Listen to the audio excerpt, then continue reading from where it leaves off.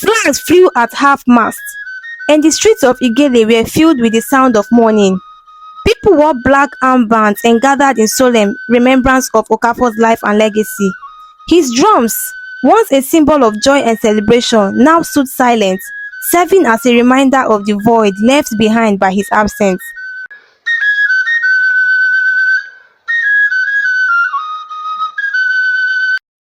Once upon a time, in a lively village called Igele, there lived a man named Okafor. Okafor was not just any man. He was the youngest and most talented drummer in the entire village and its neighboring communities. He lived happily with his wife and two children, Chibuzo the firstborn and Chika the youngest. Okafor's talent with his drums was unmatched. Whenever he played, it was as if magic filled the air. His rhythms were so captivating that even the birds stopped their chirping to listen, and the trees swayed in harmony with his beats. Everyone in the village knew Okafor, and they all admired him greatly for his skill. In Igele village, whenever there was a celebration or event, Okafor was always the first person to be called upon. His presence was believed to bring good fortune and joy to any gathering. People would often say, "Where there is no Okafor, there is no party." His reputation as the life of the party spread far and wide, and even the king himself would send out invitations to Okafor, requesting his presence at royal events held in the palace. Each time Okafor is preparing to go for events, his children Chibuzo and Chika watch their father with admiration as he polishes his drums until they shine like the sun, and they smile with pride and happy to be the children of such a talented man. Okafor's popularity as the most talented drummer in Igele village brought him not only joy but also success and wealth. His performances at various events, including the king's celebration, earned him a generous income, making him one of the wealthiest men in the village. With his newfound prosperity, Okafor ensured that his family lived a very comfortable life. His wife, adorned in the finest clothes and shoes, radiated elegance wherever she went. Chibuzo and Chika, his children, also benefited from their father's success. They wore the best clothes and shoes in the village, attracting admiration from their peers. Okafor's pride swelled with each passing day as he basked in the admiration and envy of others. He worked hard to maintain his status, constantly seeking out new opportunities to showcase his talents and increase his wealth. But amidst the glitz and glamour, Okafor's pride began to overshadow his humility. He became boastful and arrogant, believing himself to be superior to others because of his talent and riches. One day, Okafor sat outside his house, basking in the glow of his success. His drums lay beside him, silent for the moment, but ready to burst into life at his command. As he gazed out at the bustling village, a thought crossed his mind, a thought that would change everything. "I am the greatest drummer," he declared to himself, puffing out his chest with pride. "There is none like me, and none can be like me. Where there is no me, there will be no party." He chuckled at his own cleverness, reveling in the idea of his indispensability. But then, an even more mischievous thought crossed his mind. What if he pretended to be dead? What would the villagers do then? With a sly grin, Okafor hatched a plan. He called his wife Ada to him and shared his scheme. He told her that in 3 days' time, she would announce his death to the whole village, just to see their reaction. Ada was taken aback by her husband's plan. She didn't like the idea of deceiving their neighbors, but she knew better than to argue with Okafor when he had set his mind on something. Reluctantly, Ada agreed to go along with Okafor's plan. She knew that her husband could be stubborn at times, and it was often easier to let him have his way. But deep down, she worried through the consequences of their deception. As the days passed, tension hung in the air of Okafor's household.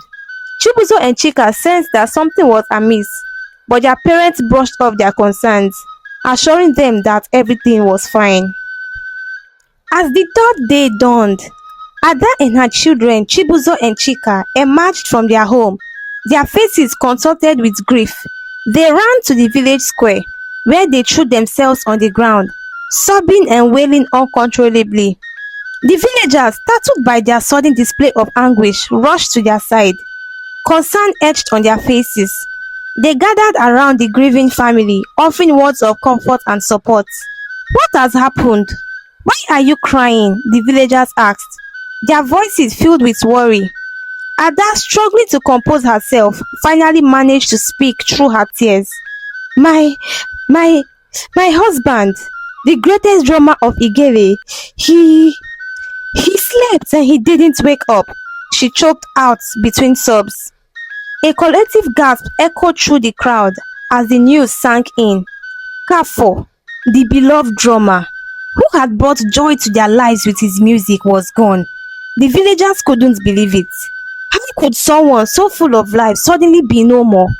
Tears flowed freely as the villagers mourned the loss of their friend and neighbor. They shared stories of Okafor's kindness and talent, remembering the countless times he had lifted their spirits with his music. Word of Okafor's passing quickly reached the ears of the king, who was deeply saddened by the news. Okafor had been a favorite performer at the palace, and the king considered him a friend. He immediately declared a 5-day mourning period for the entire village, during which all festivities and celebrations could be suspended out of respect for the fallen drummer. Flags flew at half-mast, and the streets of Igele were filled with the sound of mourning. People wore black armbands and gathered in solemn remembrance of Okafor's life and legacy. His drums, once a symbol of joy and celebration, now stood silent, serving as a reminder of the void left behind by his absence. Ada, Okafor's wife, got home that day and narrated the whole situation to Okafor, expecting him to feel remorseful or guilty. She was surprised to see him beaming with smiles and laughter. His reaction puzzled her. How could he find joy in the sorrow of others? But Okafor was delighted to hear how important he was to the village. He reveled in the knowledge that his presence had brought so much color and brightness to their lives. He chuckled at the thought of how the village had mourned his supposed demise, not realizing the impact his prank had caused. Indeed, Okafor had been loved and revered by the villagers. Without him, the once vibrant and lively atmosphere of Igele had dimmed. People no longer lingered in the streets, and children stayed indoors, their laughter replaced by silence. But Ada, his wife, had had enough of the deception. She couldn't bear to see the village suffer any longer. One day, she called Okafor to the sitting room and told him that it was time to end the prank and tell the villagers the truth. But Okafor, with a stubborn glint in his eye, refused to listen. "I am the joy giver," he declared proudly. "I am enjoying everything." No amount of pleading from Ada could convince him otherwise. He was determined to continue basking in the adoration and attention of the villagers, even if it meant deceiving them further. Ada was at her wit's end. She loved her husband dearly, but she couldn't stand to see him causing so much pain and sadness. She knew that if Okafor didn't come clean soon, the consequences could be there. As days turned into weeks, the village remained shrouded in sorrow. The once bustling market square lay deserted, and the laughter of children was but a distant memory.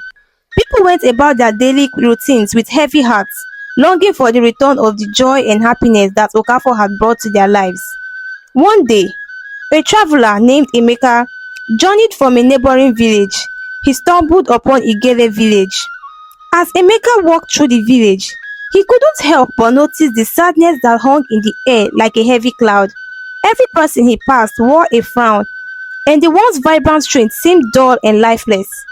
Curiosity sparked within Emeka's heart, and he decided to find out the cause of this gloominess. He made his way to the grand palace at the heart of the village, where the wise and kind-hearted king of Igele resided. Emeka approached the palace gates and requested an audience with the king. To his surprise, the king granted his request, inviting him into the palace chambers. With respect and courtesy, Emeka bowed before the king and then sat before him. The king, a regal figure adorned in colorful robes, looked upon Emeka with a mix of curiosity and weariness. Emeka cleared his throat and spoke, "Your Highness, I am Emeka, a young traveler. But I couldn't help but notice as I passed through your village the weariness and sadness that most of your villagers wore on their faces. What has happened to bring such sorrow to your people?" The king sighed heavily, his eyes clouded with sorrow. "Ah, Emeka, the traveler, you have keen eyes to perceive the heaviness that burdens my people," he said. "Our village was once a place of joy and laughter, where music filled the air and hearts danced with happiness. But alas, all that changed with the passing of our beloved drummer, Okafor." Emeka listened intently as the king recounted the tale of Okafor, the great drummer whose beats had once brought life and vitality to Igele. Okafor was not just a musician, he was a beacon of hope and a symbol of unity for the village. His rhythms could chase away the darkest of clouds and bring smile to even the weariest faces. But one fateful day, tragedy struck. Okafor died. "The loss of Okafor has cast a shadow over our village," the king continued, his voice heavy with emotion. "Without his music, we feel lost and adrift, like a ship without a compass. Our once vibrant community has become a mere shell of its former self." Emeka listened with empathy, his heart going out to the king and the people of Igele.